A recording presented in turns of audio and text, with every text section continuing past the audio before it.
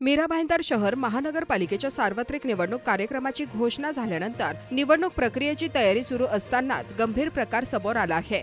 निवडणूक प्रशिक्षणासाठी वारंवार आदेश देऊनही गैरहजर राहिल्याप्रकरणी मीरा रोड पूर्व येथील आरबीके स्कूलच्या तब्बल 113 कर्मचाऱ्यांवर लोकप्रतिनिधित्व अधिनियम 1951 चे कलम 134 अंतर्गत गुन्हा दाखल करण्यात आला आहे। मीरा भाईंदर महानगरपालिकेच्या आयुक्तांनी निवडणूक कामकाजासाठी विविध खासगी शैक्षणिक निमशासकीय संस्थांमधील कर्मचाऱ्यांना मतदान केंद्राध्यक्ष व मतदान अधिकारी कर्मचारी म्हणून नियुक्त केले होते। त्यानुसार 26 व 27 डिसेंबर 2025 तसेच 5 व 6 जानेवारी 2026 रोजी निवडणूक प्रशिक्षणासाठी उपस्थित राहण्याचे स्पष्ट आदेश देण्यात आले होते। मात्र मीरा रोड पूर्वेकडील आरबीके स्कूलचे 113 कर्मचारी या प्रशिक्षणाला गैरहजर राहिले।